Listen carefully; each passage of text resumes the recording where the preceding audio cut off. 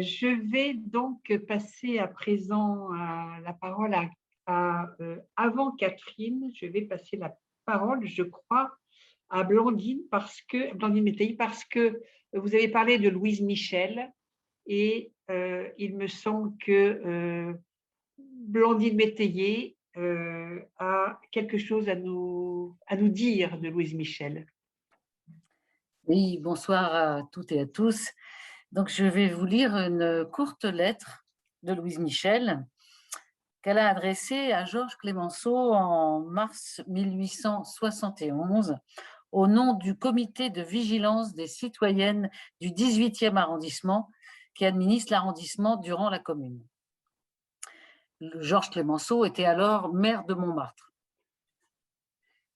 Notre comité républicain de vigilance des citoyennes du 18e arrondissement, voulant prendre notre part de la tâche patriotique, vous demandons 1. Un pouvoir immédiat de procéder à une enquête dans chaque maison du 18e arrondissement afin de connaître le nombre de vieillards, des infirmes et des enfants, afin que la République ne soit pas trompée. 2. Pouvoir de requérir immédiatement les maisons abandonnées du 18e arrondissement afin d'y loger les citoyens sans abri et d'y établir des asiles où les enfants seront nourris. 3. Abolition complète dans le 18e arrondissement des ouvroirs religieux et des maisons de prostitution. 4. Fonte des cloches de Montmartre pour les canons. Merci beaucoup, Blandine, pour cette lecture de la déclaration de Louise Michel à Georges Clemenceau. Eh bien, donc maintenant, Catherine, donc vous aviez, comme je le disais tout à l'heure, Catherine Château, vous avez choisi de faire un espèce de zoom avant, non pas le zoom de notre réunion, un zoom avant sur 6 femmes de la commune dont vous allez nous brosser le portrait. Il s'agit donc de Paul Mink, d'André Léo, d'Anne Jacquelard, d'Elisabeth Dimitrieff, de Nathalie Lemaine et de Victoire Tiner. Catherine, c'est à vous. Nous vous écoutons. Merci. Bonsoir à toutes et à tous. Simplement, quelques secondes pour se rappeler qu'elles avaient, avant le début de la Commune, déjà souffert tout le siège de Paris, le premier siège de l'hiver 70-71. Ça me frappe particulièrement parce que dans l'histoire de ma famille, il y avait quelques membres qui étaient à Paris à cette date et dont j'ai eu des témoignages par une correspondance. Donc, le siège de Paris, ça me parle. Donc, observons un peu leurs actions en tant qu'ambulancières, en tant que femmes actives. On va le voir dans la suite. Les images vont suivre si vous voulez bien. Voilà, les lieux, pour celles d'entre vous qui ne sont pas forcément parisiennes et ceux d'entre vous qui sont moins de Paris. Donc, le Vieux Paris, le centre, le cœur, l'hôtel de ville. Et puis, la première couronne donc, des faubourgs. Et ensuite, surtout, l'établissement des forts, des fortins, qui vont jouer un rôle considérable dans la résistance donc, des Parisiens et des Parisiennes et l'avancée donc, des troupes des Versaillais pendant les semaines de la Commune. Nous passons à la suite. Voilà. Peu d'images de femmes au moment même de la Commune, mais surtout des reconstitutions, puisqu'en définitive, il y a quelques photos que je vais montrer tout à l'heure, qui sont des portraits isolés, mais pour ce qui est du rôle des femmes, nous avons peu de choses sur les barricades, quelques documents qui ont été redessinés a posteriori, donc qui sont des interprétations à partir donc, de témoignages qui ont été livrés. On va regarder un exemple juste après. Voilà, là, c'est simplement les métiers à Paris. Tout à l'heure, il a été question donc, des ouvrières, des lingères, des femmes qui travaillent dans le domaine de la couture et des industries de luxe. Une grande partie donc, de ces ouvrières se trouvait sur la partie nord, nord-est et est donc, de Paris. Tous ceux qui sont ouvriers journaliers apparaissent en noir sur les camemberts. En grisé, au contraire, apparaissent les employés. Voilà. Donc, on a vraiment la partie nord-nord-est. Alors, parmi les actions, les premières actions de ces femmes, il y a bien sûr le travail des ambulancières. Elles sont présentes immédiatement, même si elles n'ont en fait aucune formation. Elles vont donc faire les choses dans l'urgence. Ensuite, on fait appel à elles en tant que cantinières et elles vont aussi être soldates. J'ai mis bien sûr au féminin, puisqu'elles montent sur les barricades et plusieurs d'entre elles vont faire le coup de feu à plusieurs reprises. Elles seront aussi oratrices de club, comme l'a dit Madame Perrault tout à l'heure. Mais souvent, ce qui se passe, c'est que ces femmes ont des actions croisées. Pas seulement une action, elles vont en fait aller dans l'urgence. Et dans les 72 jours, elles vont quelquefois être amenées à changer d'activité en cours de route, en fonction des nécessités. J'ai mis ici 2 exemples donc d'ambulancières, 2 qui ont des origines sociales tout à fait différentes. Eulalie Papavoine, une ouvrière, et Alice Millet, une jeune bourgeoise qui est arrivée à Paris quelque temps avant, qui est devenue ambulancière pour suivre son époux qui était donc garde nationale. Voilà, on va regarder maintenant l'ensemble des barricades. Alors, il y a quelques documents qui nous montrent les barricades tenues par les femmes. Ces documents sont extrêmement rares. Ce sont généralement ou des aquarelles ou des dessins qui ont été donc faits à partir de croquis donc d'origine, mais pour la partie même des photos, ce sont les grandes photos posées que l'on connaît, qui sont les grandes barricades avec donc les pavés au premier plan. Donc ça ne nous concerne pas directement. On va passer la suite. Oui, je pense qu'on peut regarder la suivante, si ça fonctionne. Voilà. Alors déjà, un petit ensemble de ces femmes. Je les ai réunies sur cette même feuille pour qu'on se souvienne qu'elles ont des origines très, très différentes. Là, bien sûr, ce sont des photos qui sont posées, qui sont le mode de photo que l'on pouvait utiliser à l'époque. Simplement, par leur coiffure, par leur costume, elles montrent des origines différentes. Il y a des provinciales, il y a des parisiennes, et puis j'ai laissé tout de même en bas le portrait en bas à gauche de Maria de Rem et le portrait de l'autre génération, Suzanne Voilquin, qui, elle, est encore habillée comme l'époque de 1848. Donc, en fait, c'est toute la continuité dont Madame Perrault a parlé tout à l'heure. Donc, ces femmes vont, au moment de la Commune, toutes récupérer finalement dans leur tradition personnelle, dans leur environnement, tout ce qu'elles ont déjà senti, en fait, des luttes des femmes. Et elles vont s'exprimer en fonction de leurs moyens qui peuvent être extrêmement différents et de leur caractère ou de leur mode d'action. On va le voir tout de suite, si vous voulez bien. La suivante. Voilà, Paul Mac. Elle était née en 1839. Alors, la caractéristique de Paul Mac, c'est d'abord son origine polonaise. En fait, son père s'était réfugié en Pologne dès 1830, au moment donc, de la suite des conflits, du partage de la Pologne, du rôle de la Russie. Donc, il n'est jamais retourné, bien sûr, en Pologne. Et donc, elle est née en France. Donc, elle a une culture, elle est allée à l'école donc, en France, et elle a déjà vécu dans un environnement donc, de militants et un environnement cosmopolite. Alors, dès 1867, elle est à Paris et elle a fait connaissance avec André Léo. Donc, elles sont toutes les deux déjà amies, elles ont des centres d'intérêt communs, elles vont donc militer avant la Commune. Donc, ça, c'est déjà un élément qui est intéressant pour nous. Il y a déjà des réseaux, des liens qui se constituent. Au moment de la Commune, Paul Mac est extrêmement sensible à la question de l'éducation, de l'enseignement des filles. Et donc, elle va tenter d'ouvrir, difficilement, une petite école professionnelle gratuite à Montmartre, qui était le quartier qu'elle habitait à ce moment-là. Son idée, c'est que si les filles doivent devenir indépendantes financièrement, elles ne le peuvent que si elles ont appris un métier. Donc, la première chose pour l'indépendance des femmes, c'est travailler. Et avec l'environnement des toutes jeunes filles qu'elle voit dans son quartier, elle pense qu'il faut leur apprendre un métier rapidement. Donc, elle ouvre cette première école professionnelle qui va durer effectivement quelques semaines, mais dont l'expérience ne sera pas oubliée. À la fin de la Commune, elle va connaître donc l'exil jusqu'en 1880, comme la plupart donc, des communardes qui ont pu échapper. En revanche, elle continue à travailler à partir de textes, d'articles. Elle va donc présenter donc, toutes les idées qu'elle a en quelque sorte entassées et qui sortiront après la Commune. Donc des réflexions sur l'éducation et des réflexions donc, sur le socialisme et qui vont donc la faire travailler pendant plusieurs années. Elle vivra jusqu'en 1901. L'autre élément, c'est la question des clubs, que j'ai dû mettre juste après. Je pense qu'on peut passer l'image. Voilà, merci. Alors, dans les personnes qui sont vraiment actives dans les clubs, dont Michel Perrault a parlé tout à l'heure, Paul Mac est une des grandes oratrices. Alors, bien entendu, la caricature s'est emparée d'elle. J'ai mis à droite pour vous amuser. Après la photo, on voit comment la caricature a été faite. Et ce qui est amusant, c'est qu'elle est évidemment en haut d'une chaire. Donc, l'église est juste à côté à gauche, excellente pour l'acoustique. Et apparemment, des personnes très nombreuses venaient l'écouter parce qu'elle avait un talent oratoire, une capacité de conviction assez extraordinaire. Et dans ces réunions, quelquefois on était très nombreux, il y avait des femmes et des hommes. Et ça, c'est tout à fait un élément qu'il faut ne pas oublier. Il y a des hommes qui viennent écouter les oratrices dans ces églises. Et alors les clubs sont assez nombreux. J'en ai recensé pour les plus connus une bonne quinzaine, rive droite, rive gauche. un bon nombre dans les églises, bien entendu, et d'autres dans quelques cafés ou lieux qui étaient assez connus. Mais ces activités sont régulières. Les femmes viennent présenter leurs idées, il y a des débats. Alors, quelquefois, les débats sont houleux, d'après ce que j'ai lu. Tout le monde n'a pas les mêmes idées, mais ce qui est important, c'est de s'exprimer. Et pour les femmes qui avaient été condamnées au silence pendant beaucoup trop longtemps, c'est une sorte d'exutoire fantastique de pouvoir dire ce que l'on pense et d'avoir autour de soi des personnes qui s'intéressent enfin à vos revendications. Je pense que ça devait être, à mon avis, excessivement jouissif, même si ça a duré 72 jours. Ce qu'il faut penser, c'est que la suite va continuer tout doucement, dans la deuxième partie donc, du siècle et jusqu'à la guerre de 14. Voilà. Donc voilà pour les clubs. On va regarder la suivante, si vous voulez dire. Voilà. André Léo, dont Michel Perrault a parlé, est né donc à Lusignan en 1824. Alors, elle a été très tôt une militante. Elle était issue d'un milieu, d'une petite bourgeoisie provinciale, mais avait reçu une très belle éducation avant d'arriver à Paris.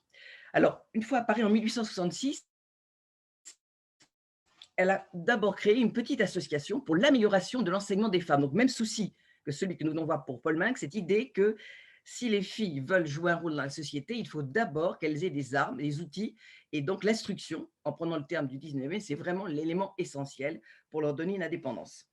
Donc, pendant la période de la Commune, en 1871, elle va participer donc, comme membre du comité des citoyennes du 17e arrondissement, donc juste à côté, et elle va coopérer pour la fameuse Union des femmes pour la défense de Paris et les soins aux blessés. Ça, c'est la grande association qui va réunir un certain nombre donc, de femmes qui parfois venaient d'horizons différents, mais qui ont compris que pour que les choses avancent, il fallait savoir s'unir, même si on avait des points de divergence.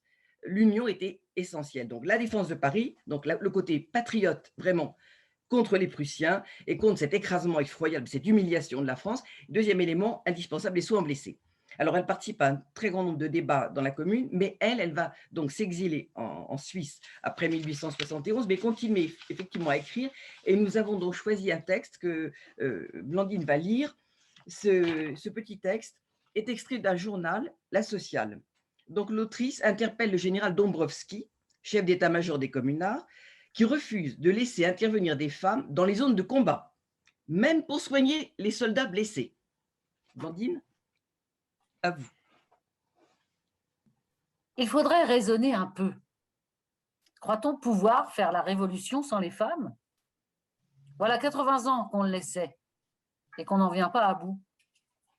La première révolution leur décerna bien le titre de citoyenne, mais non pas les droits. Elle les laissa exclus de la liberté, de l'égalité. Quand trouvera-t-on que cela a assez duré? Quand l'intelligence des républicains s'élèvera-t-elle jusqu'à comprendre leurs principes et leurs intérêts? Ils demandent que la femme ne soit plus sous le joug des prêtres, et il leur déplaît de la voir libre penseuse. Ils veulent bien qu'elle ne travaille pas contre eux, mais ils rejettent son concours dès qu'elle veut agir. Pourquoi cela? C'est que beaucoup de républicains, je ne parle pas des vrais, n'ont détrôné l'empereur et le bon Dieu que pour se mettre à leur place. Et naturellement, il leur faut des sujets, ou tout au moins des sujettes.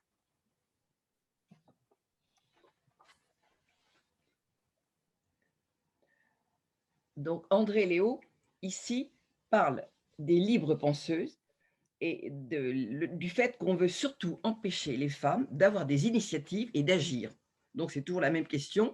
L'espace public, l'espace privé, on les renvoie systématiquement dans l'espace privé pour se débarrasser d'elles, alors que quand elles ont envie d'avoir des initiatives, on essaie justement de les en empêcher. Et c'est ce point qu'André Léo va reprendre à plusieurs reprises. Elle avait déjà commencé, d'ailleurs avant la Commune, à écrire un certain nombre de romans. Alors, je crois qu'on va prendre l'image suivante, où il y a un extrait très court d'un des romans qu'il avait rendu connu avant la Commune. Voilà, c'est un tout petit extrait d'un livre de 1869 qu'elle avait intitulé « La femme et les mœurs ». Et dans ce texte, elle s'inspirait en fait de son environnement, de la manière dont les femmes vivaient, et elle essayait de rappeler une chose que tout le monde savait, mais auquel personne ne s'intéressait. Elle dit: c'est encore une nouveauté presque bizarre que de revendiquer la justice pour la femme, courbée depuis le commencement du monde sous un double joug, dans l'esclavage, doublement esclave.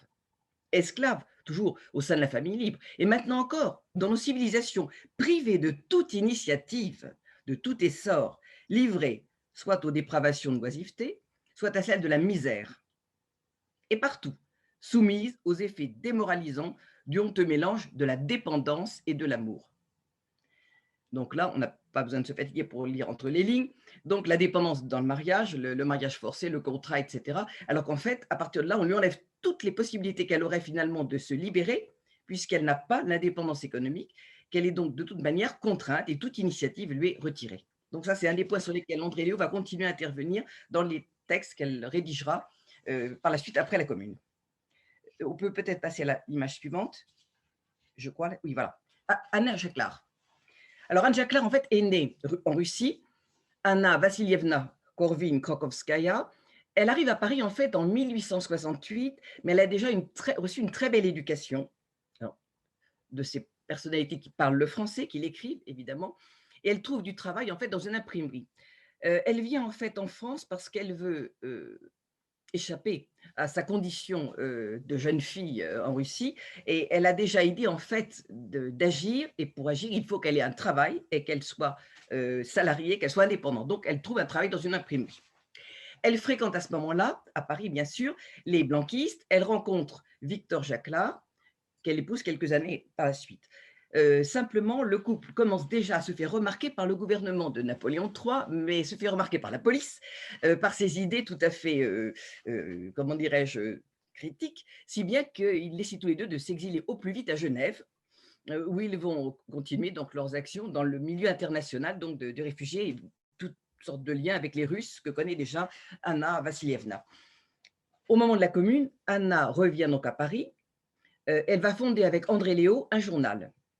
Et elle va devenir membre du comité de vigilance de Montmartre avec Louise Michel. Donc là, vous voyez, le réseau commence à s'organiser. On voit que toutes ces femmes, donc plusieurs d'entre elles se connaissaient avant, d'autres font connaissance. Et là, le mouvement donc grossit, principalement autour donc, de Montmartre et de l'autre côté du 17e arrondissement. On viendra tout à l'heure sur la question de plein Est. Alors, au moment de la fin de la Commune, comme elle a été très, très active pendant les 72 jours, elle est condamnée par contumace. Elle est donc obligée de prendre la fuite avec son mari, de partir à Londres. Ils ont réussi à se fournir des faux papiers et elle restera quelque temps à Londres où elle va rencontrer d'autres membres de la commune, donc de la communauté russe. Et par la suite, elle repartira en Russie en 1874. Elle y restera quelques années pour être en relation avec les mouvements russes anarchistes et les mouvements qui luttent contre la puissance du tsar. Mais par la suite, elle revient, elle décide de revenir en France après 1880, après l'amnistie, et elle continuera avec donc son époux à écrire des articles, à travailler dans les journaux, donc en relation avec les socialistes en France, tout en gardant en fait des relations épistolaires avec les Russes du mouvement donc Narodnik, auquel elle est attachée, bien entendu. Voilà, elle va donc vivre jusqu'en 1887 donc en France. Voilà pour cette personnalité d'origine russe. On va regarder, si vous voulez bien, une autre. Voilà. Élisabeth, la fameuse Élisabeth, Elisabetta Ushileva, née en 1851, c'est la plus jeune en fait de toute cette équipe quand elle arrive à Paris. Alors en fait, son histoire à l'origine très curieuse. C'est la fille donc illégitime d'un propriétaire foncier russe relativement riche qui a déjà donc une épouse et des enfants, qui va tomber veuve quelques années après, mais il a choisi cette fille illégitime de la faire éduquer comme ses enfants légitimes. Elle va donc profiter de l'école, d'un précepteur, apprendre le français, avoir surtout une bibliothèque magnifique concernant les auteurs russes. Elle va lire un assez grand nombre d'entre eux. Donc, c'est une jeune fille qui, très très jeune, a énormément de maturité et s'intéresse à la société qu'elle voit en ville, à la campagne. Elle a très bien compris aussi l'esclavage dans lequel vit la société russe de la campagne. Elle a compris aussi comment, à Moscou, comme à Saint-Pétersbourg, sont traités donc les ouvriers. Donc, elle a une conscience vraiment très très forte. Alors, elle choisit de faire un mariage de convention, ce qu'on appellerait presque un mariage blanc à notre époque, pour quitter en fait la Russie et pouvoir voler de ses propres ailes.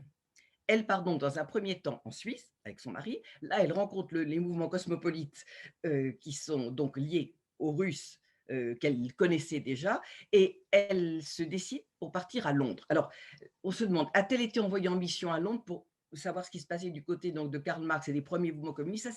Ça n'est pas très clair, les raisons de son départ à Londres. En tout cas, quand elle est à Londres, elle rencontre donc Karl Marx, et on pense qu'elle a été envoyée en mission à Paris dès le tout début de la Commune. Donc, elle sera arrivée à Paris vraiment tout à fait première moitié du mois de mars. Et là, elle s'engage très, très activement auprès de Nathalie Lemel dans la fameuse Union des femmes pour la défense de Paris et les soins aux blessés. Alors, tout le monde n'aime pas Elisaveta Košeleva, parce qu'en fait, c'est une personne qui est très décidée, très autoritaire, très carrée. Alors, elle veut tout organiser au millimètre. Donc, elle décide finalement qu'il faut faire des plans pour tout, et elle aime bien être tenue au courant de ce que font les membres de l'Union des femmes dans chacun des arrondissements donc, de Paris. Donc, elle a peut-être un côté un peu, comment dire, très directif, qui finalement, apparemment, ne plaît pas à tout le monde. En tout cas, l'énergie qu'elle déploie fonctionne parfaitement. Elle combat sur les barricades. À plusieurs reprises, on la décrit comme portant effectivement le fusil, le pistolet. Elle va vraiment se donner à fond jusqu'à la fin de la Commune. Et au moment donc de la semaine sanglante, elle échappe à la répression. Elle rejoint donc d'abord elle passe par Genève, mais en fait, elle va ensuite repartir en Russie.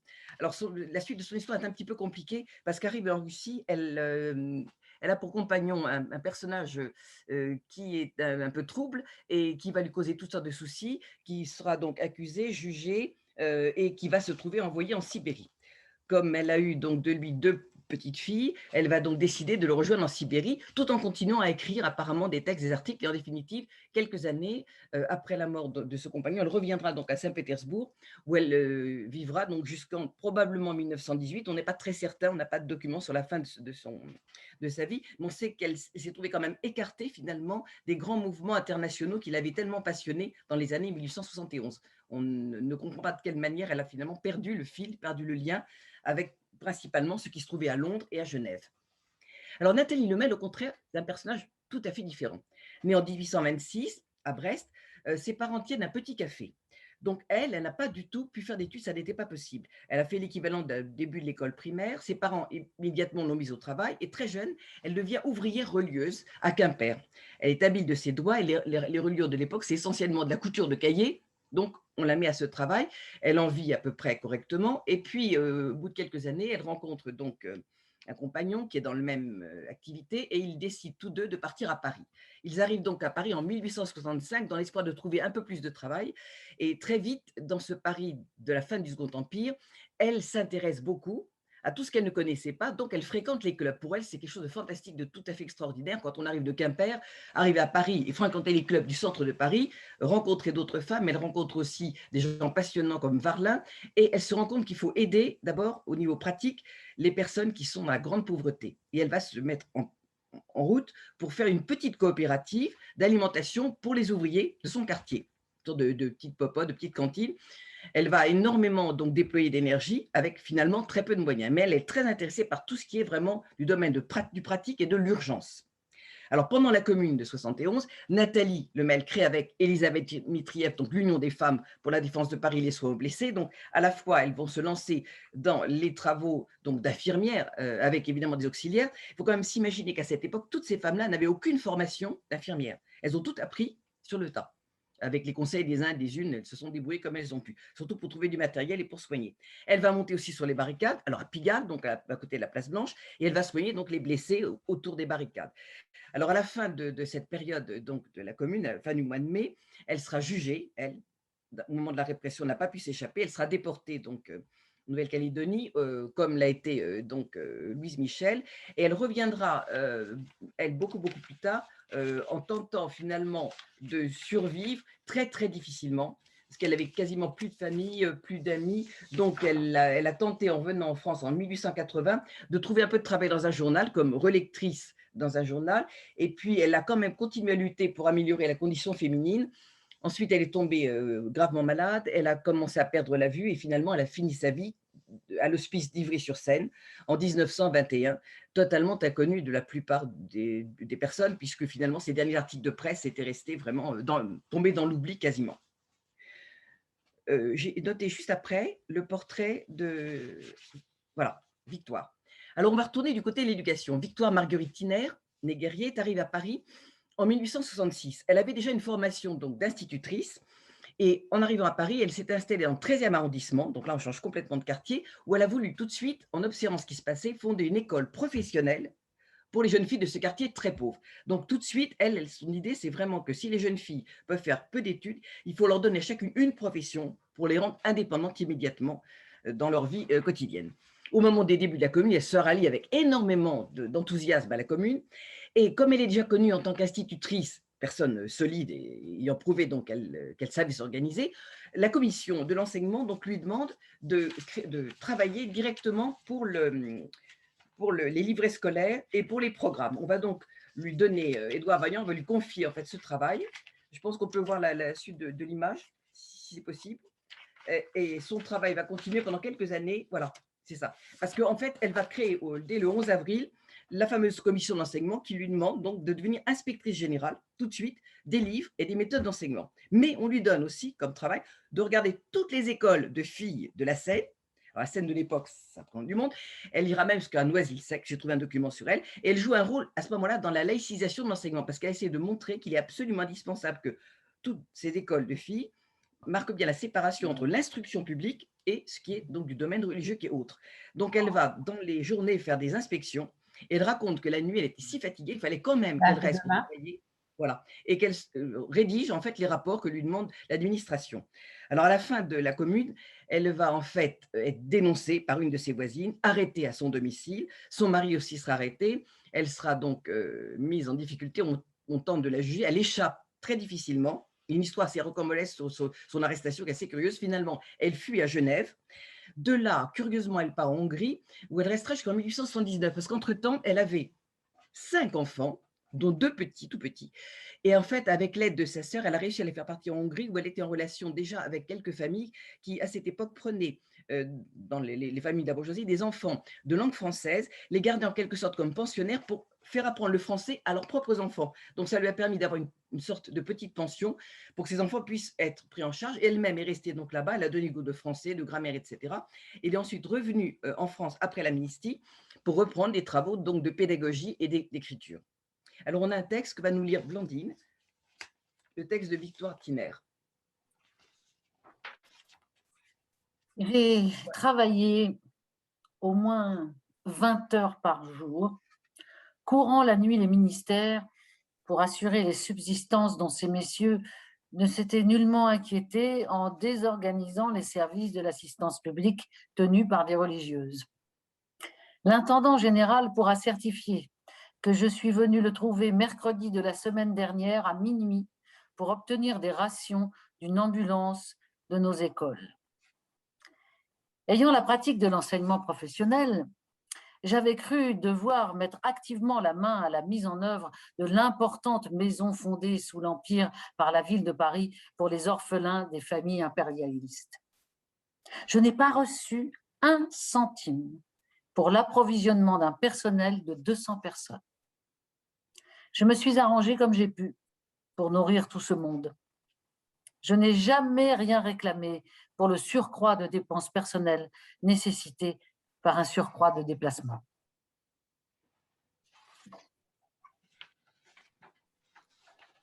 Alors, que sont devenues ces femmes dans les années qui ont suivi donc la Commune?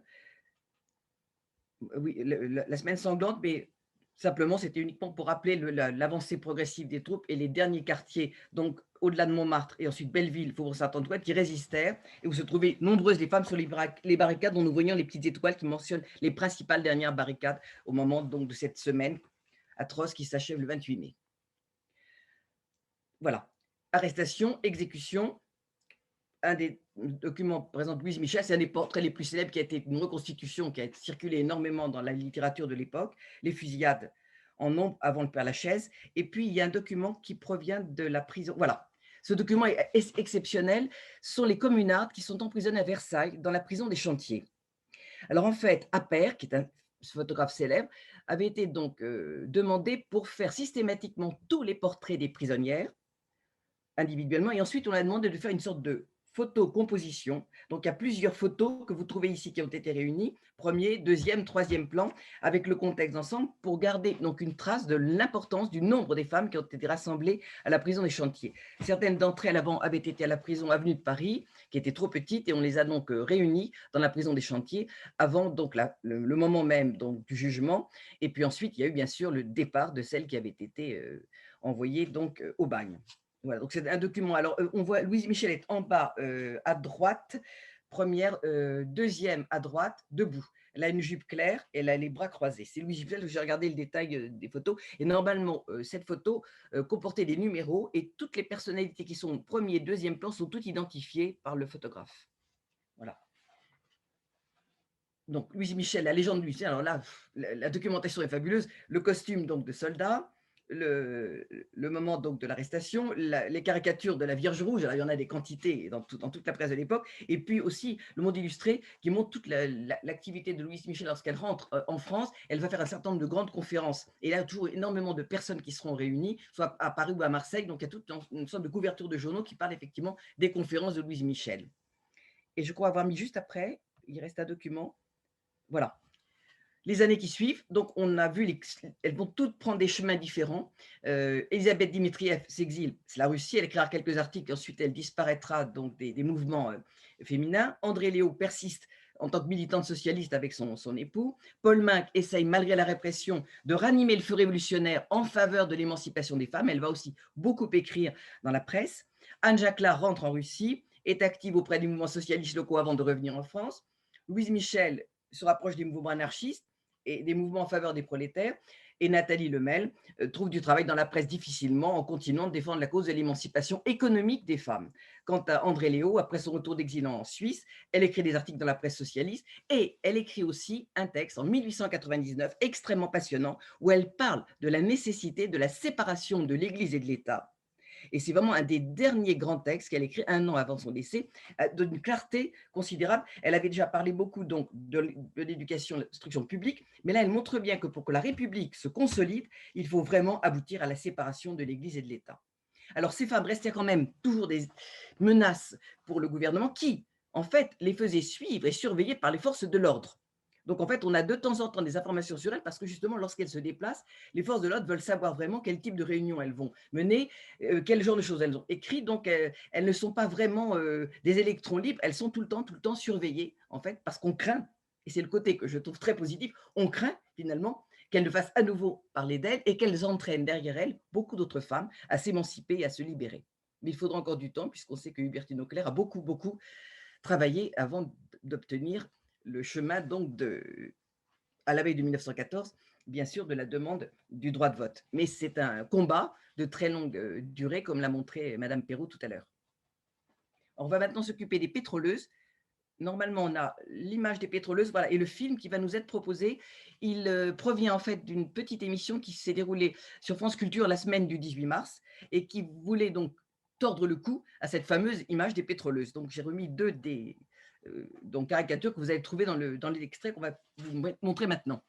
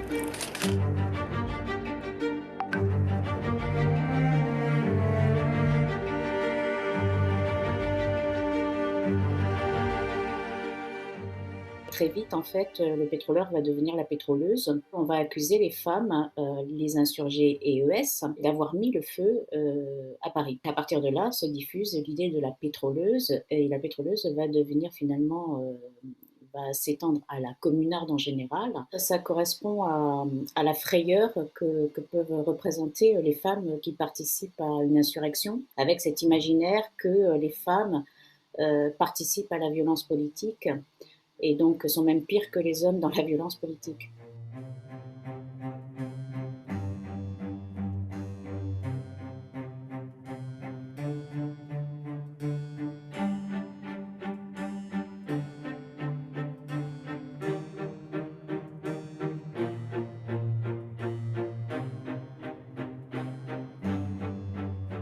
Chez les anticommunards, de toute façon, ça correspond à l'idée que la commune n'a pas de projet politique ou social. C'est l'idée que la commune, c'est avant tout la destruction.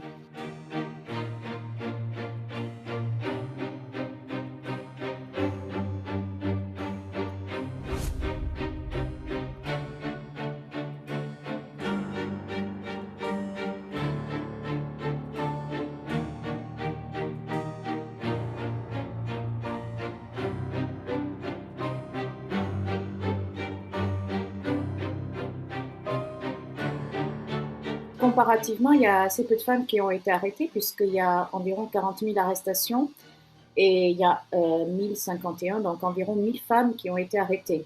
Les historiens disent souvent c'est parce que les femmes qui avaient participé à la commune ne correspondaient pas forcément aux femmes qu'on recherchait, c'est-à-dire qu'on recherchait des pétroleuses, on recherchait des prostituées, des femmes aux mauvaises mœurs, entre guillemets, alors que les combattantes étaient des femmes du peuple sans tous ces travers supposés.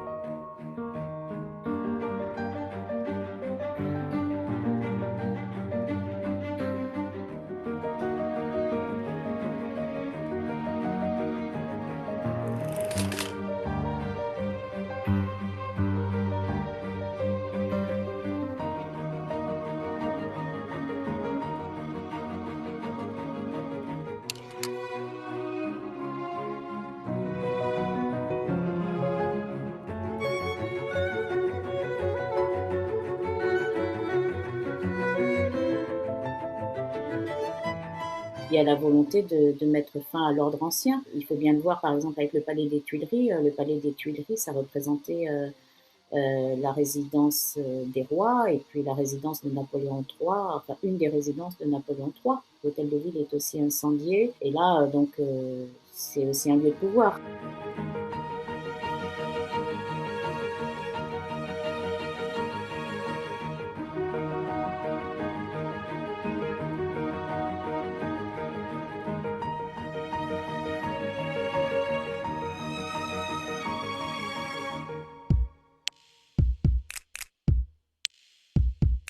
Juste une toute petite anecdote. Une année, j'ai dû faire un cours à Versailles, dans un grand lycée de Versailles. Il y a des étudiants de classe préparatoire parmi ceux que j'avais, et le mot de pétroleuse est sorti, et j'ose à peine vous dire tout ce que j'ai pu entendre comme horreur. Donc, j'ai immédiatement remis les choses au clair. Ce n'était pas prévu, mais c'est sorti tel quel.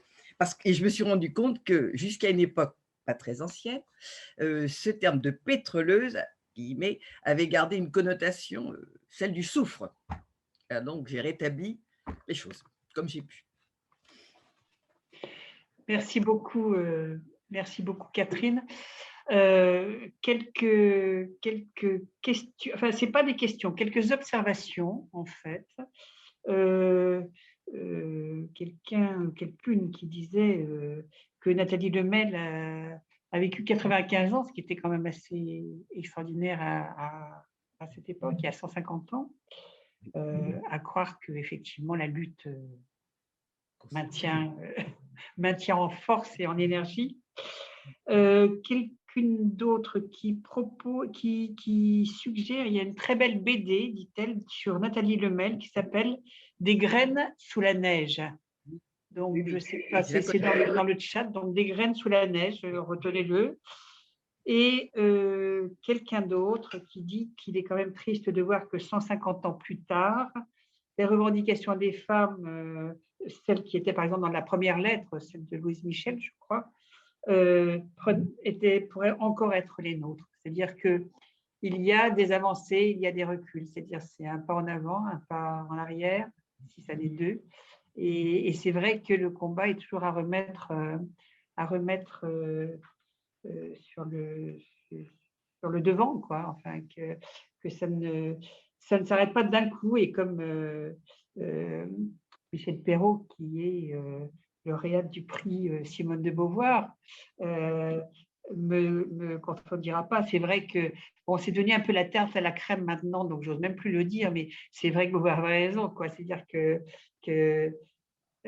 à l'occasion des crises, les femmes se révèlent. Enfin bon, là, les crises, il suffira d'une crise pour que les droits des femmes reculent, mais non seulement ça, mais à chaque fois qu'il y a des crises, les femmes sont au devant, ont un rôle premier, c'est-à-dire qu'elles se battent, qu'elles vont sur les barricades, que pendant la pandémie, là, depuis 1 an, elles ont été en première ligne dans les soignantes, dans les caissières de supérettes, etc.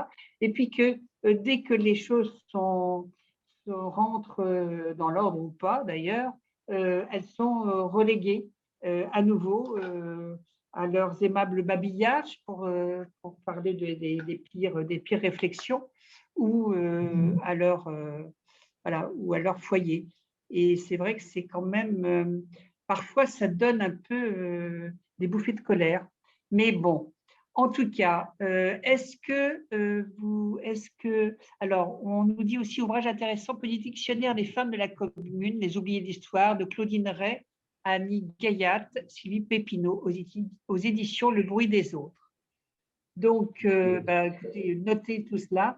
Et est-ce que, je pense que Michel Perrault, est-ce que, et Catherine et Blandine, donc avant de vous remercier, est-ce que vous souhaitez dire un mot Michel, peut-être que vous souhaitez donner une petite conclusion?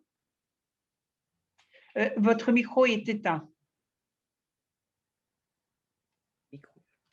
Votre micro est éteint. Est-ce que, Astrid, vous pouvez ouvrir le micro de Michel? Michel, votre micro est éteint.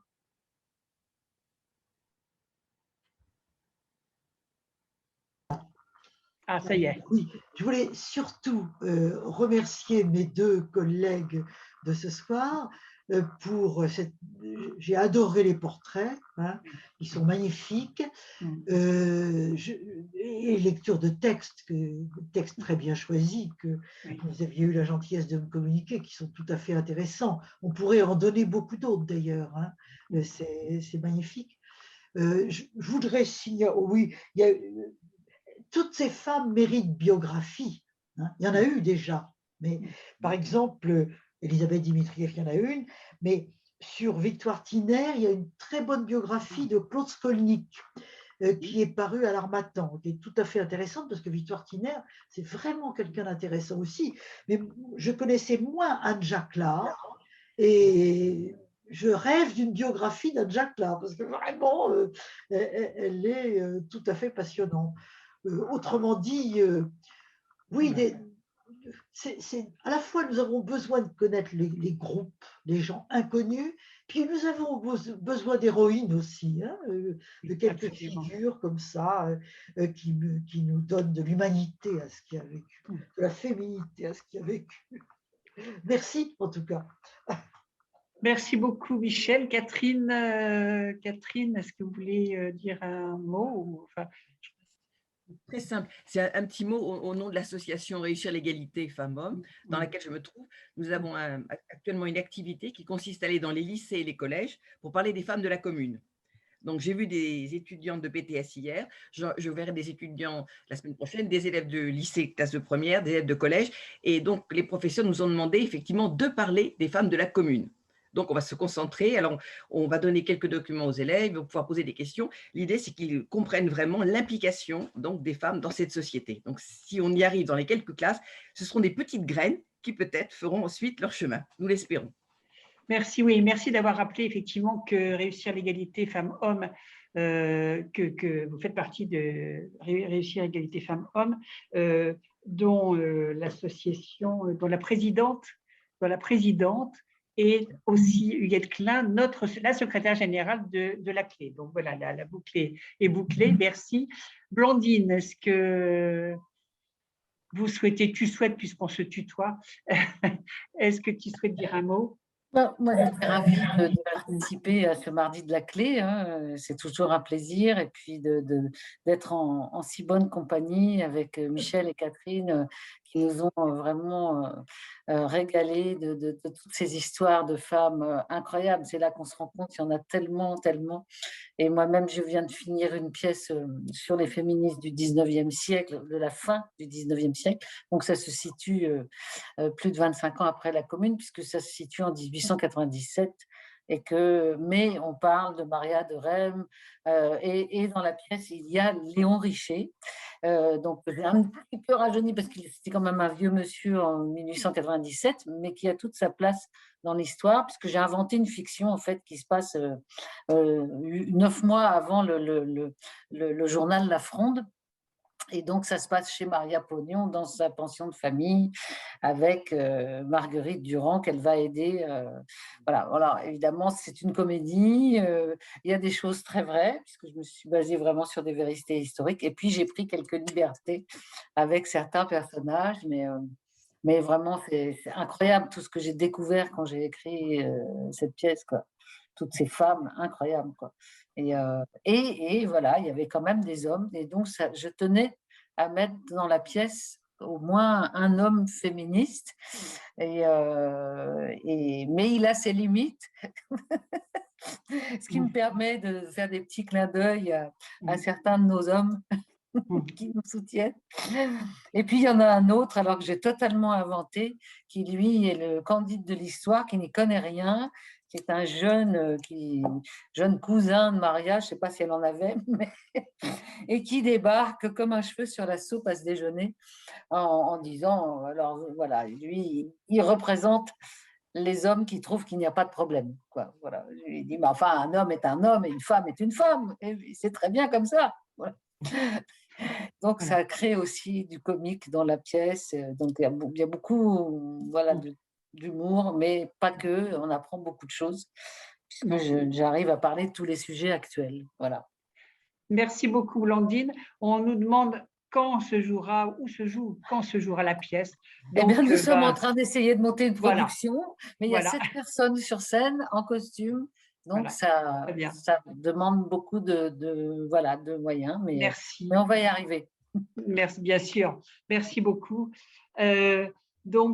Écoutez, les remerciements pleuvent pour nos 3 conférencières, nos 2 historiennes, notre comédienne complice, et pour le magnifique moment que nous avons passé, notamment grand merci à toute l'équipe et à toutes les personnes qui sont intervenues. Et un très beau moment de mémoire et de transmission, nous écrit-on, et je pense qu'effectivement, merci, mesdames, pour non seulement pour le contenu et la magnifique présentation que vous avez faite les unes et les autres, et Blandine, de ton illustration parfaite, mais merci aussi de nous donner